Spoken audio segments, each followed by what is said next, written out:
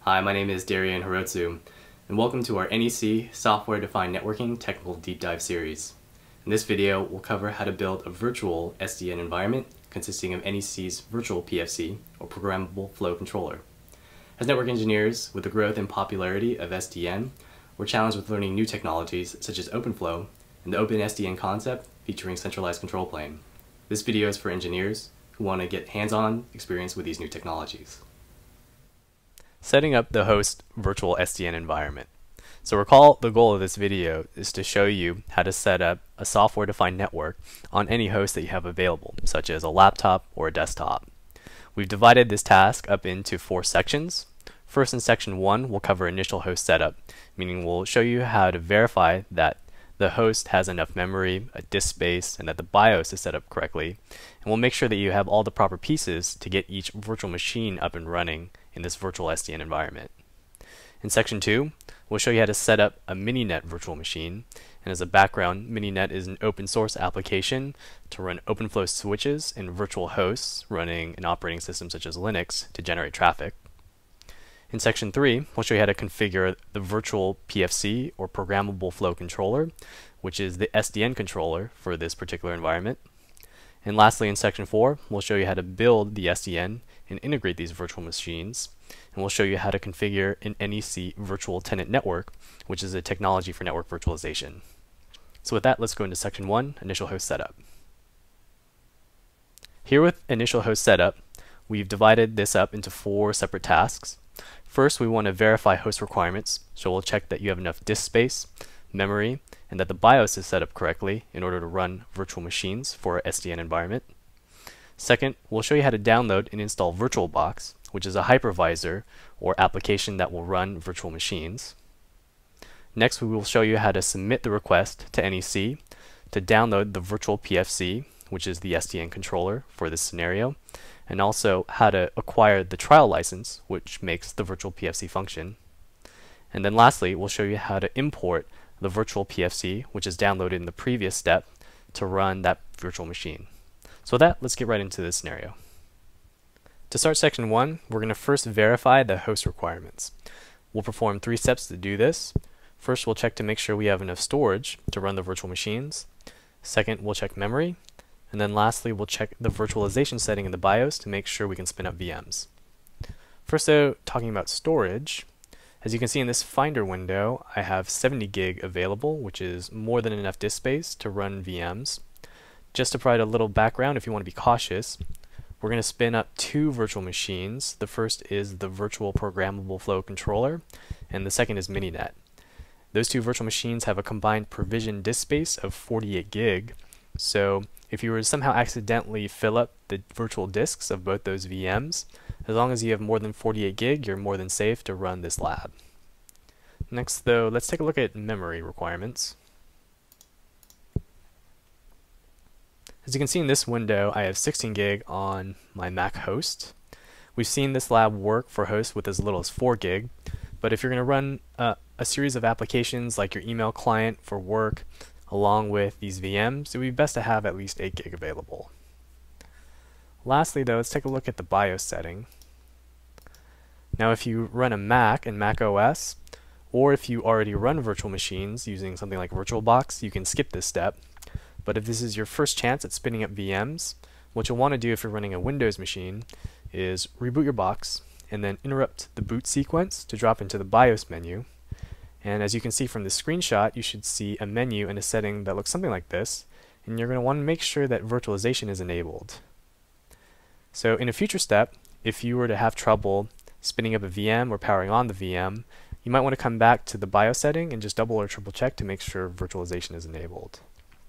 What I'm going to do next is change windows, and I'm going to show you how to install and download VirtualBox, which is the hypervisor used for this scenario.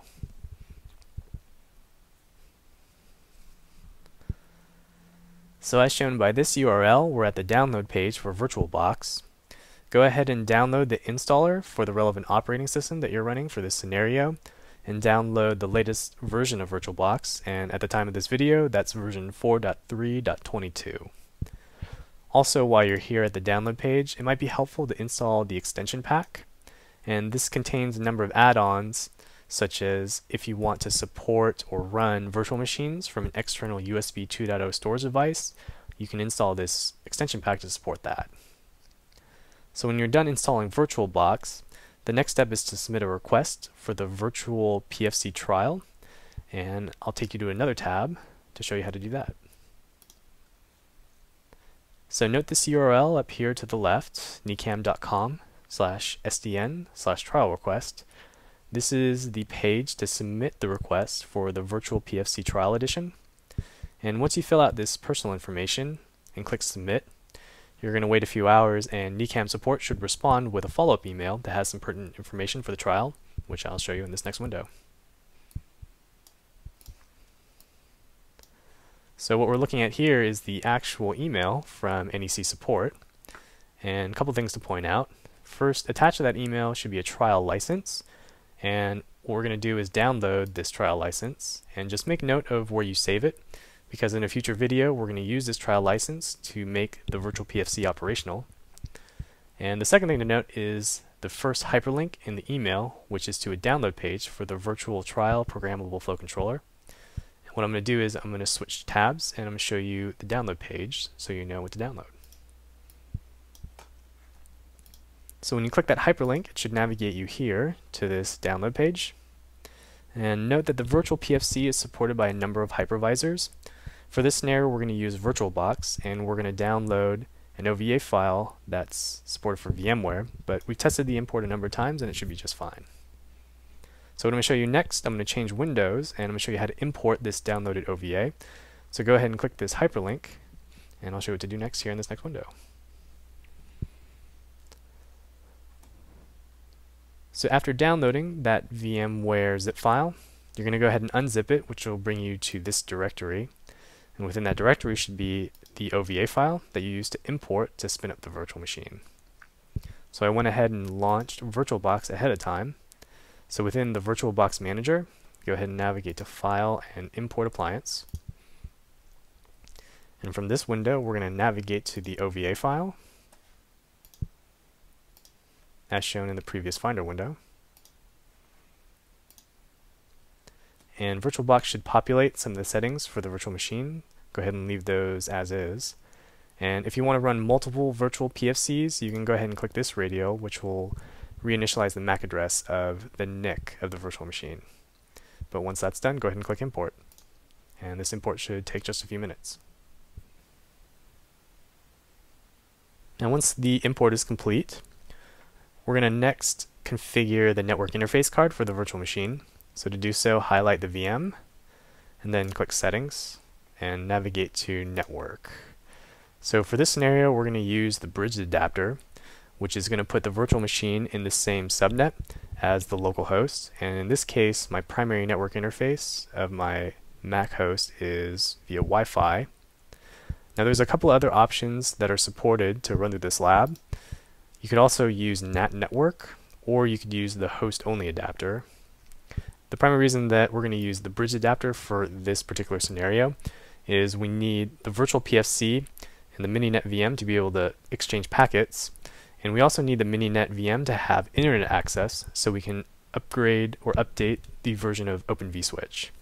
So if you have trouble with whatever wireless network or whatever network you're on with the bridge adapter setting, go ahead and try a different option such as NAT network.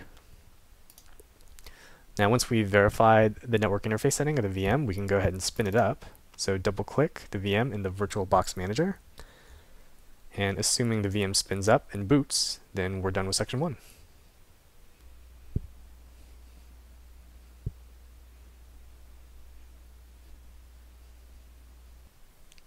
So since our virtual machine spins up and we get access to the console window, we know that virtualization is working and we can support virtual machines, so we can go ahead and wrap up section 1. In section 1, we completed our initial host setup. Recall the 4 tasks we just completed were: first, we verified the host requirements, meaning we checked memory, disk space, and the BIOS settings for our host to make sure it could support virtualization. We then downloaded and installed VirtualBox, or the hypervisor, for our virtual machines. Next, we submitted the request to NEC to download the Virtual PFC or ProgrammableFlow Controller for our SDN environment, and we acquire the trial license to make the Virtual PFC function. And lastly, to complete this initial host setup, we showed you how to import the Virtual PFC into VirtualBox. Section 2, setting up the Mininet virtual machine. Recall that Mininet is the open source application we're going to use to spin up our SDN topologies consisting of OpenFlow switches and Linux hosts. We divided this section up into 6 tasks. First, we'll show you how to download the Mininet OVF from GitHub. Second, we'll show you how to take that Mininet OVF and import it into VirtualBox or our hypervisor to spin up the Mininet virtual machine. Third, we'll show you how to log in to that Mininet VM. And then next, we'll show you how to uninstall the default version of Open vSwitch or OVS, which is the software controlling our OpenFlow switches. Next, we'll show you how to install OVS version 2.3, which is the recommended version from NEC to integrate with the Virtual PFC or ProgrammableFlow Controller for our SDN environment. And then lastly, we'll show you how to configure the Mininet VM to use OVS 2.3 by default. With that though, let's show you how to download the Mininet OVF. As you can see in this browser and this URL here, we're at the GitHub site under the Mininet project. And within the project, there is a page that provides downloads to zipped up versions of the Mininet VM. So for this particular video, the latest release of Mininet is version 2.2.0. And we're going to go ahead and download the 64-bit Ubuntu version of this VM. So when you click this, the download will start. And then for our next step, we'll show you how to import Mininet into VirtualBox in this next window. So I went ahead and downloaded the zip file beforehand. And when you unzip this, you'll end up with a directory. And within that directory is the OVF to perform the import of the virtual machine. So to show you how to do that, I have VirtualBox running here. And within the VirtualBox Manager window, go ahead and navigate to File and Import. And navigate to the directory and the OVF file. You'll see VirtualBox populate the configuration of the virtual machine, and much like we did in section 1, go ahead and reinitialize the MAC address in case we want to run multiple versions of Mininet. And once we're done, go ahead and click Import.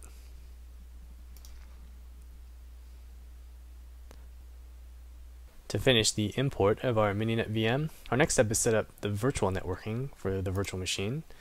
To do so, we'll navigate to Settings and Network for Mininet. And recall from the first video, we're using the bridge adapter so we can be in the same subnet as the Virtual PFC, and so we can have internet access for the Mininet VM. You could also use the NAT network feature for this exercise, or after you're done with section 2, you can switch over to the host-only adapter. But for simplicity, I like to use the bridge adapter for this scenario. And once you've set up the virtual network, go ahead and boot the virtual machine so we can log into Mininet.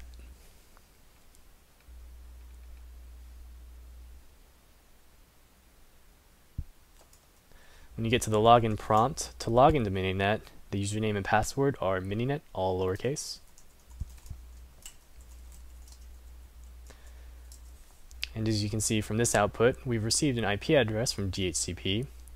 What I'm going to do in our next step is I'm going to show you how to uninstall the default version of Open vSwitch and how to upgrade to OVS 2.3.0. The reason for this, Open vSwitch controls the OpenFlow switches in this scenario, and OVS 2.3.0 integrates better with the NEC ProgrammableFlow Controller. And to do this, I'm going to switch windows and drop into Secure CRT since it's a little easier to run some of these commands from a terminal emulator. So first, this window is meant for access to Mininet, so I'm going to go ahead and log in to the Mininet virtual machine.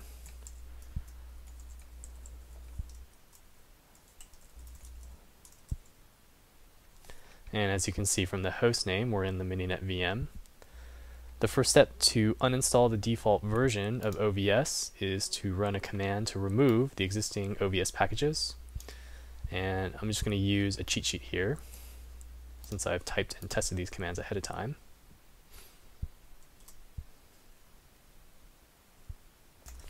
Our next step is to download the Open vSwitch 2.3.0 source code. And to do that, we're going to perform a wget for the tar file.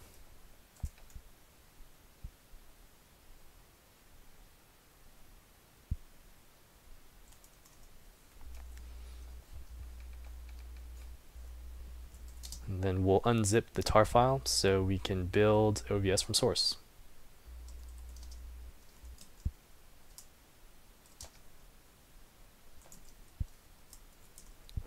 So we're going to change directories into the untarred directory. And next we're going to configure the environment so we can compile and build Open vSwitch from source.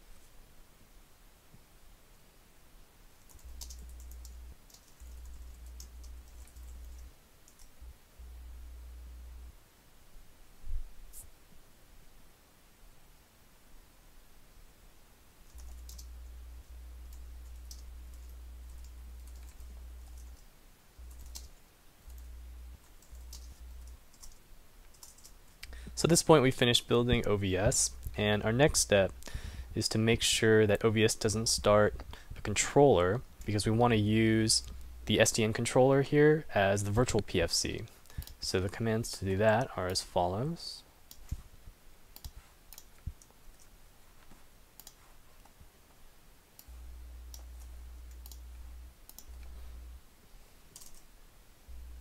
And then lastly, we want to make sure that OVS starts when the Mininet virtual machine boots. So the command to do that is as follows. And then finally, to make sure that the install was successful, we can check the version of OVS using this command. As you can see here, we've successfully upgraded Open vSwitch, so we're ready to conclude section 2. We have a working Mininet VM. To wrap up section 2, we just finished setting up the Mininet virtual machine. Recall, we downloaded the Mininet OVF from GitHub. Next, we imported that Mininet OVF into VirtualBox and set up the virtual network interface. Third, we logged into the Mininet VM. Next, we uninstalled the default version of OVS running in Mininet, and we installed from source OVS 2.3 to properly integrate with our external SDN controller, namely the Virtual ProgrammableFlow Controller for this scenario. And then lastly, to wrap up section 2, we configured Mininet to use that OVS 2.3 version by default. Next though, we'll show you how to set up the Virtual PFC. Now that we've finished configuring the Mininet virtual machine, we're on to section 3, which is to configure the Virtual ProgrammableFlow Controller, which is the SDN controller for this scenario. We divided this section into 5 steps. First, we'll show you how to log into the Virtual PFC and the default credentials. Second, we'll show you how to stop the PFC software processors. This is a necessary step for the third piece, which is to reconfigure networking on the Virtual PFC. The purpose of the third step is the Virtual PFC comes with a static IP address configured by default. We want to be able to have the Virtual PFC access our virtual machines on our local environment as well as reach the internet. Fourth, we'll show you how to reboot and verify the PFC's software processes. And lastly, we'll show you how to install the trial license we acquired in section 1 to make the Virtual PFC function correctly. First though, let's show you how to log in to the Virtual PFC. We're starting this video from where we saw in section 1. We have the Virtual ProgrammableFlow Controller booted up, and we're looking at the console from VirtualBox. So our first step is to log in to the Virtual PFC. To do so, we'll use a default username and password of root and a password of PFC, all lowercase. If needed, you can refer to section 1 of this video, where we showed you an email from NEC support, and that'll have some links to documentation with the relevant default logins. Once we've logged in, we'll take a look at the current networking configuration, and note that the Virtual PFC comes with a static IP. Since this Virtual PFC is going to reside on our local LAN, we need to reconfigure networking, and a prerequisite to do so is to stop the PFC cluster process. And to do so, we can use this utility, PFC stop cluster. Once the cluster process is stopped, we're ready to reconfigure networking. We can use this utility, PFC net setup. And if you're familiar with Linux, you may be tempted to reconfigure networking by manipulating the flat files. However, if you use the PFC net setup utility, you'll ensure that any new configuration is correct. So within this menu, we'll go ahead and select 3 for interfaces and 0 to change ETH0. Within this submenu, we'll be reconfiguring ETH0, so we'll select Y to activate on boot time. We're going to select Y to use DHCP. We'll leave the firewall running, and we'll use the default IP MTU of 1500. We'll confirm all settings are correct, and then we'll exit this submenu. So we're back at the default PFC net setup menu, and first we need to save this new profile, and then we need to activate. We'll be prompted to confirm the activation, and the reason is we're going to restart the networking process on this virtual machine.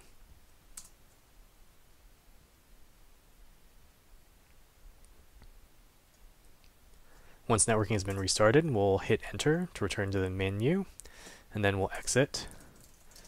And at this point we can confirm the networking change.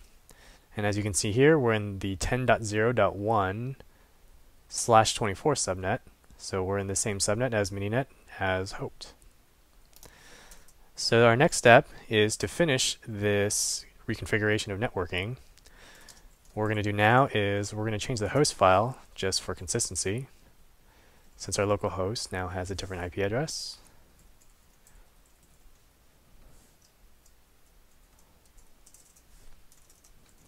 And then lastly, we need to reconfigure the PFC cluster configuration.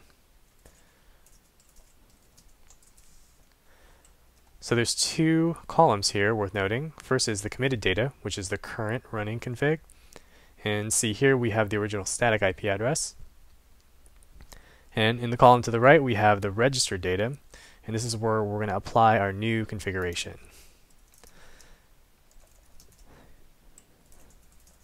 So to do so, we're going to use this utility, PFC setup cluster config, and -s refers to the current configuration, which is a host name of all lowercase PFC, as shown here. And to apply a new registered configuration, we'll use the -r argument, and we'll leave the host name as all lowercase PFC. Next step is to change the IP address, and recall we have an address of 10.0.1.20.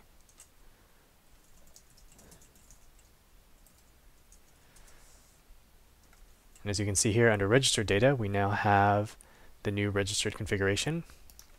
To commit, we use the same utility, and we pass it the argument -f for force, since as you can see here, we are only running a single PFC since this is a trial edition. In production, you would have a second PFC for redundancy. So we're using -f to indicate that we're going to run this in a standalone. Once that is done, we'll go ahead and reboot to restart the PFC software processes, and we'll wait for it to come up to verify.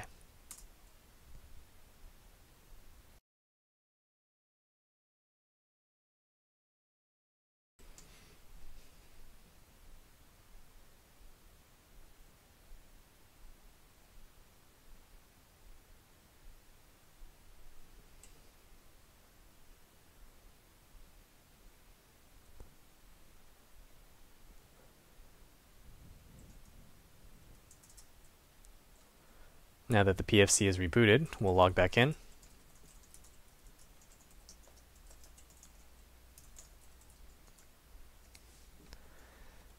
Now using the PFC show cluster status command, we can check the status of the virtual PFC. And init means the PFC is still starting its software process, so we'll have to wait just another minute or so. And when we see status and ACT for active, our PFC is ready to accept OpenFlow connections. Now there's one more step in order to fully set up the ProgrammableFlow Controller, which is to install the license. And I'm going to change windows because we're going to do this from Secure CRT. So in this window, I'm going to log in to the Virtual PFC.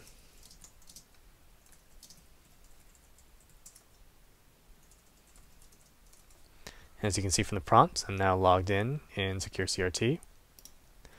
Recall in section 1 of this video, we downloaded the trial license from the email we received from NEC support.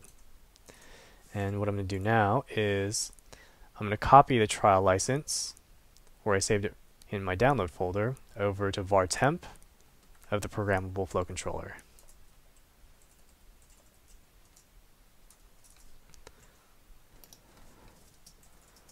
I'll just do a quick check within the directory to make sure the file transferred correctly.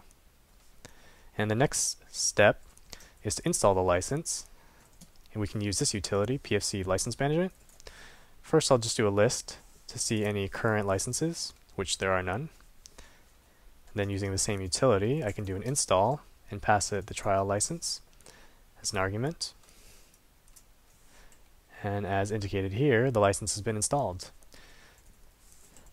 We'll just do a quick verification again.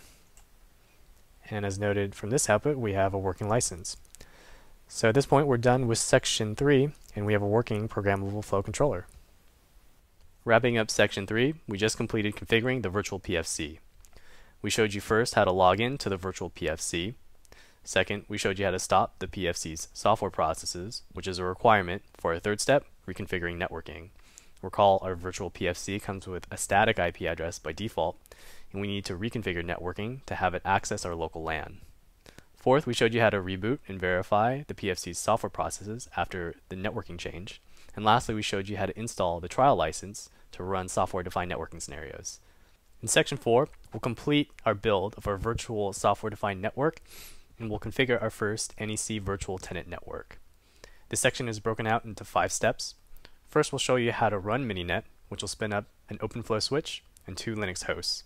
We have a diagram showing you the scenario here shortly. Second, we'll show you how to configure Linux host interfaces in Mininet so you can configure more complex scenarios using VLAN tagging. Third, we'll show you how to configure an NEC virtual tenant network. For those familiar with MPLS VPN technologies, a VTN provides layer 2, layer 3 connectivity, similar to MPLS layer 3 VPN and VPLS. Fourth, we'll show you how to verify host connectivity for hosts in Mininet so you can pass traffic over the OpenFlow switch. And lastly, we'll show you how to perform some basic OpenFlow troubleshooting. When we finish this step, you'll have a working virtual SDN environment. First though, let's show you the topology for this scenario. Our diagram here shows our VirtualBox hypervisor and 2 virtual machines. To the left, we have our Virtual PFC, and to the right, we have Mininet, which has spun up an OpenFlow switch and 2 Linux hosts, H1 and H2. The OpenFlow switch, S1, shares an IP address with a Mininet VM, and the Virtual PFC gets its own unique IP address in the same subnet. This represents our control plane, and this interface will be used to exchange OpenFlow control plane messages, such as flow mods. Shown here in red, we have the data plane. These are 2 virtual interfaces spun up by Mininet, and this will allow us to send traffic between H1 and H2 to see how OpenFlow operates. Let's go ahead and show you how to build out this scenario. In section 4, we're going to integrate all of the pieces from sections 1 through 3 to build our first software-defined network and configure our first virtual tenant network, or VTN. We'll talk about VTNs a bit more in detail in a future step, but first let's show you how to run Mininet and launch the topology we showed you in the introduction.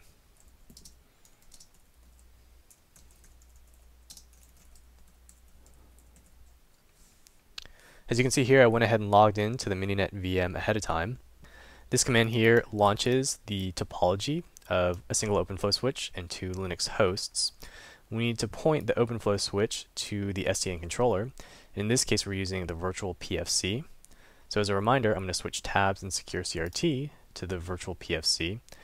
And as you can see here, the Virtual PFC receives an IP address of 10.0.1.20 from DHCP on our local LAN. So when you run this command in your environment, make sure you substitute this IP address for the address that you receive in your local LAN. So after running this command, make sure you take a look at the output. This is an example of a correctly running Mininet topology. If you see any errors come up, such as Mininet being unable to reach the programmable flow controller, you may want to check sections 1 through 3 to make sure all of your configuration is correct. However, our next step at this point is to configure some Linux host interfaces. Specifically on H1 and H2, we're going to create new tag subinterfaces just to create a more interesting and complex scenario. So I'm going to switch tabs. I'm going to show you the commands to perform this task. So here we have two groups of commands. First, on H1, we're going to create a tagged subinterface, and H1 is going to send traffic using a VLAN ID of 50. And we're going to create on that subinterface an IP address of 192.168.50.1. And then we're going to repeat this process for H2.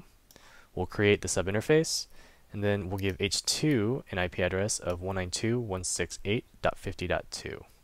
So I'll show you how to apply these commands in the Mininet prompt now.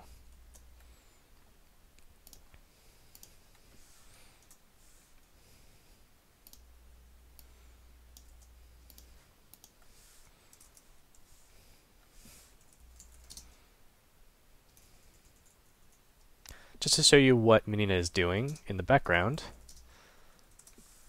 as you can see here, we now have a subinterface with this new IP address. This interface here is the default one created by Mininet, and we're not going to use that for this scenario. And just to show you the change for H2, as you can see from this output, we have no subinterface, and we'll configure the new one now.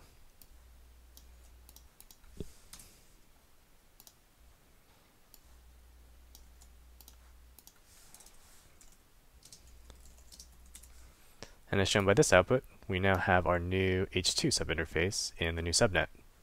Now, one thing to point out when you're running this in your local environment, you may see a warning such as this pop up. Recall in section 2, we used Mininet version 2.2.0, which has the 802.1q VLAN tagging module already installed.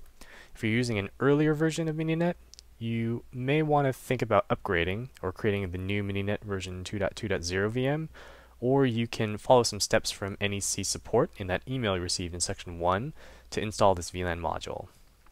However, if you follow the video up until now, you can go ahead and safely ignore this error message.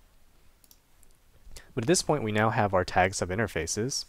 So if we try to do a ping from H1 to the new H2 IP address, as shown here, you can see that our ping fails. And the reason is there's no OpenFlow rules because we haven't configured anything yet on the Virtual ProgrammableFlow Controller. So what we're going to do next is we're going to show you a VTN configuration that'll allow the PFC to configure OpenFlow on the OpenFlow switch in Mininet. So I'm going to switch tabs and go over to our prompt over here, and I'll show you the working VTN configuration. So as a background, a virtual tenant network, or VTN, is, as the name implies, a virtual network that enables a forwarding behavior on a physical topology. So you can think of it like VRFs or MPLS VPN from the traditional network space. So with this VTN, we want to enable bridging between two hosts in the same broadcast and in the same subnet.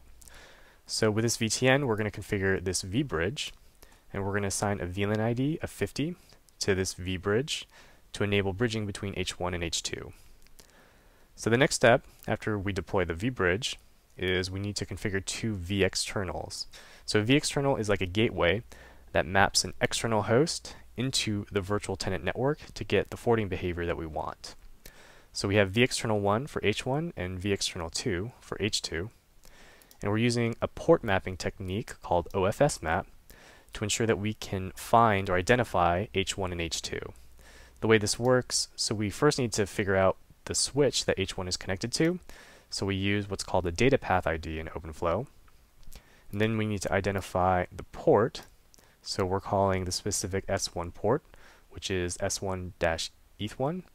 And we're specifying VLAN ID 50, meaning any traffic that's received on this S1-ETH1 port with VLAN ID of 50 on this OpenFlow switch will be mapped to this vExternal. And the same process applies then for H2. We simply specify a different port since H2 is connected to a different port on the OpenFlow switch. The last step in the configuration of the VTN is to connect the vExternal to the vBridge via this virtual link. So we create a V-link that connects the vBridge interface to the proper interface of the vExternal. So you can think of this like cabling a physical host to a physical switch. Instead, we're going to have a virtual host, vExternal1, and we're going to create a virtual link that connects it to the vBridge. So to show you how this works, I'm going to go ahead and copy this configuration and apply it to the ProgrammableFlow Controller so we can see it in action.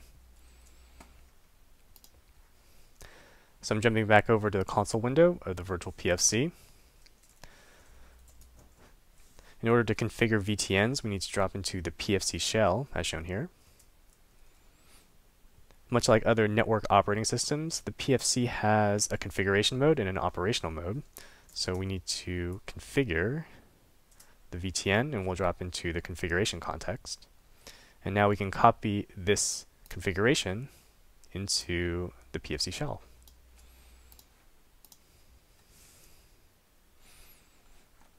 As you can see here, the PFC has a candidate configuration and it has a running configuration. So when you make changes, they aren't applied in real time, they need to be committed. So that's what this command shall do. And as you can see from this exclamation point, we need to save the configuration.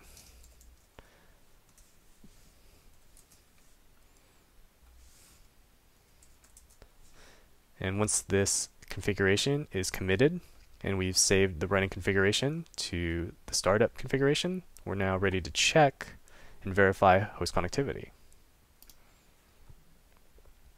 So we'll run the same ping test from the Mininet prompts. I went ahead and switched to the Mininet secure CRT window.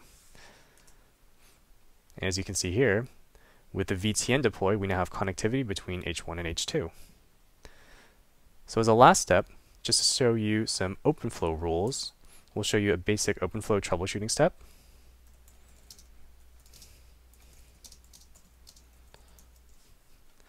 This command is showing us data flows for the relevant VTN. Recall in this scenario, we configured VTN1 for this scenario.